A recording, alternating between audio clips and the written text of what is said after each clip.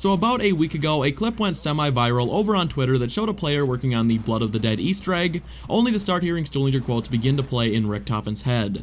How it happened was seemingly random and no one else was able to trigger it, but he was only able to get a single conversation during the second step of the Easter egg, yet multiple sources confirmed that Stuhlinger was actually supposed to be narrating the entire Easter egg in Richtofen's head. The rest of the quotes have just stayed a mystery until a player by the name of Retro USA was able to trigger all of the other quotes during his solo Easter egg run, and man, some of them are incredibly cool and give a lot of new information and a further insight into what exactly Stuhlinger knows not only about Richtofen, but our original prisoners from Mob of the Dead. Retro was kind enough to let me showcase these quotes for you today, so I'm going to be showing you the Stuhlinger and Richtofen conversations. There are 7 in total, I believe, and then breaking them down one by one. Just so you know, I am going to include the first conversation, the one that most of you have most likely already seen, but after that we'll move right on to the new ones. They start out as just banter, but the last 4 or 5 are really interesting. Alright, have a listen to the first 2 conversations for yourself. 12,042 bottles of beer on the wall. 12,042 bottles of beer. You take one down, you pass it around. 12,041 bottles of beer on the wall. Samuel?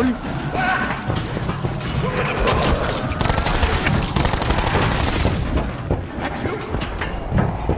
This is an Element 115 based illusion. You are in cryostasis, back in the lab. How could you... The lighthouse. It must have triggered a chain reaction in the ether. It is you! You can tell me I'm a voice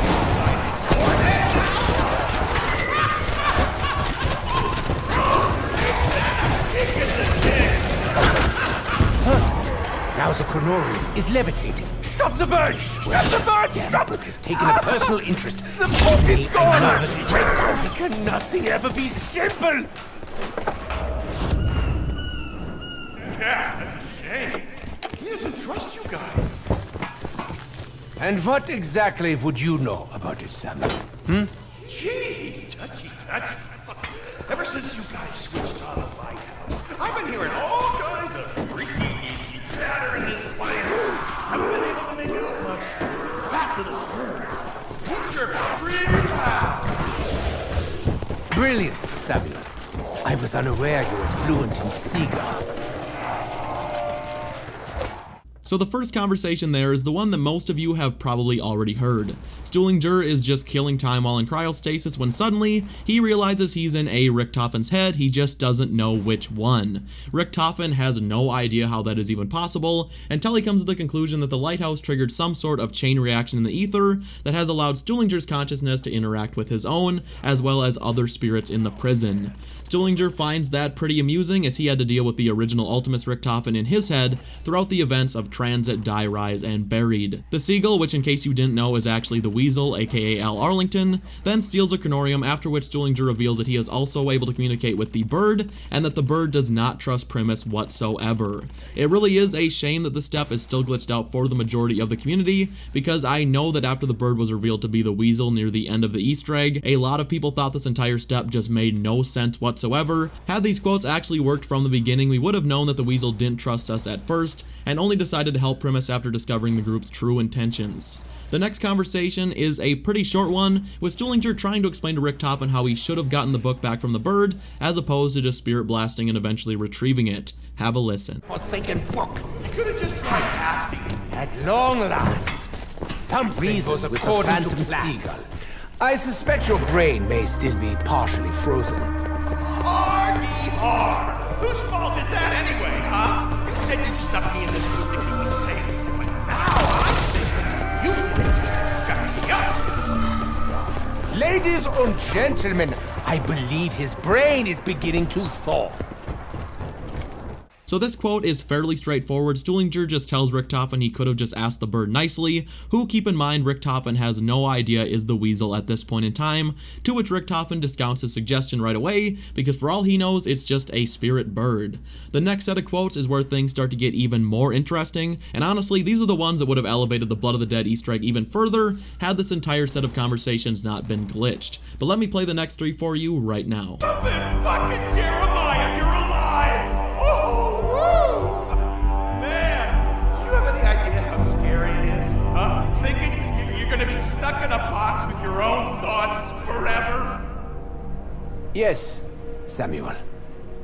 I'm afraid I do.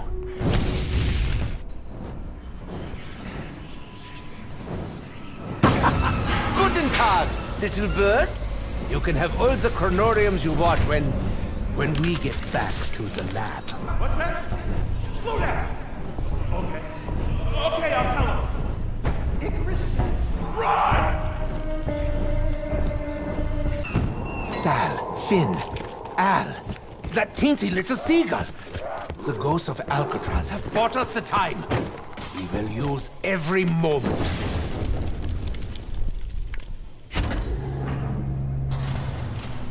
The thawing sequence has begun. We cannot wait here.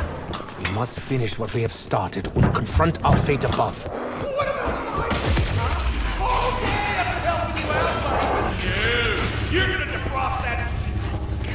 Samuel, if we succeed, you will be safe. Please, trust me. And keep quiet. I absolutely love how the first quote there gives a huge insight into how Richtofen is feeling. Stuhlinger mentions just how terrible it would be to be locked away with only his thoughts for eternity, and Richtofen can clearly relate to that, as he has read the Chronorium and knows all about the cycle. After the weasel releases Primis from the cell, Stuhlinger can be heard speaking with him, who tells Richtofen to run, because like Richtofen says a moment later, reality literally depends on it. It's the conversation just before the boss fight that is by far the most interesting, because Stuhlinger reveals to us that he knows that Black Ops 3 Richtofen is frozen in the cryo chamber directly across from Victis, and is not happy that he is being thawed out and not the crew. Truthfully, we have no idea how he could possibly know BO3 Richtofen is there. In the comics, Victis shows up to Richtofen's lab to deliver the Chronorium, and they are promptly put on ice after arriving. Victis is cryogenically frozen, they are not conscious, even Stuhlinger isn't physically conscious during his conversations with Richtofen, so it's not like they can just take a peek out of their cryopods to see what's happening whenever they please, and it's far more likely that BO3 Primis Richtofen was frozen before Victis were at any rate, and as far as the comics show, Victis were told nothing about him. I tend to think, and thank you to Milo for pointing this out, that Victis were unfrozen and refrozen at some point in time. If you've read the comics, you will see that, from left to right, the crew is frozen in this order: Misty, Russman, Stuhlinger, and Marlton. In Blood of the Dead, Stuhlinger and Misty are switched, so there are 3 options here. Either that was a mistake, which I find unlikely as that is a huge mistake to make, or the crew has either been unfrozen and refrozen at some point in time, or the pods have been shuffled around with the crew still in them, which doesn't really make any sense, but I suppose Treyarch could say that is the case if it really were a mistake. I suppose it's possible that Stuhlinger, since the chain reaction from the lighthouse has allowed him to communicate with the spirits of Alcatraz, is either able to sense the Richtofen across from him, or was told by another spirit, but I find it far more likely that there is more to it, as the way he talks about him, it's as if he's known for a very long while, and you'd think he would have brought it up right away before Blood of the Dead Richtofen began to thaw him. What's even more interesting is, after Stuhlinger expresses his anger, Richtofen tells Samuel that, if they succeed, the crew will be safe. Again, this could mean a couple of different things. In a way, the crew did succeed. Brutus was defeated, the spirits of Alcatraz were released, and the Blood of the Dead crew did not fall to the Warden. That being said, things did not go according to that version of Richtofen's plans, as he was not aware that BO3 Richtofen would leave him to die. I think it's far more likely that this is good news for Victis, as the Blood of the Dead dimension was not shown to have collapsed at the end of the cutscene, but more to have gone dormant after the souls were freed. The power was off, so Victis should be free to, at the very least, get out of their cryopods and try to find a way out of this now closed off dimension. It's possible they could use the unbroken blood vials that were shown near the end of the cutscene to escape, or possibly could reopen the very same portals Primis left through, using the Warden's machine and the 115 and the presumably now dead Richtofen's blood to power them open yet again. There is one final, very short conversation I want you guys to hear, so let's get that out of the way before we discuss this further. Now, gentlemen, I do the right thing. Stand back! back, you imbeciles! You want mine blood! Take mine blood! Wait, what? You can't mean... Goodbye, Samuel.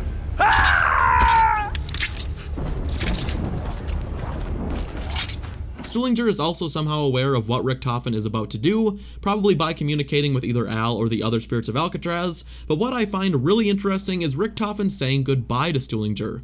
Why exactly does he say goodbye? He doesn't have any intentions of dying, so why say farewell? I mean, yes, he only entered the machine as a last resort, but if you listen to his quotes before entering the machine, he doesn't do it with the intention of death whatsoever. He knows what was in the 5th cryopod, he just doesn't expect his alternate self to leave him to die.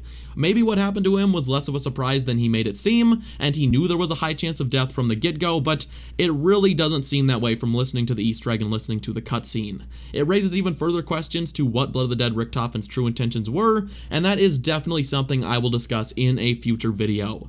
But guys, please let me know in the comment section down below what you think of all these quotes, because I love seeing a discussion in the comment section, and if you feel like you have any further insight, feel free to let me know because I love reading those comments. If you enjoyed the video and could drop a like, I would greatly appreciate it, and if you are new around to the channel, please feel free to subscribe. Thank you all so much for watching, and bye.